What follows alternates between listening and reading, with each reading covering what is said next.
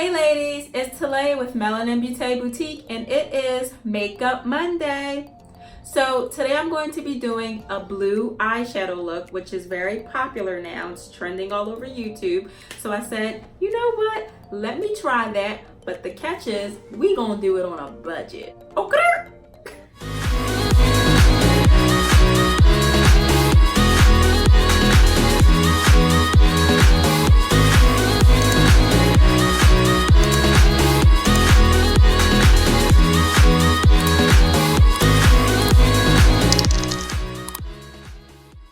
So today I'm going to be using all drugstore products. Cookie Cosmetics, which I did do a video on that probably 2 Makeup Mondays ago, maybe 3.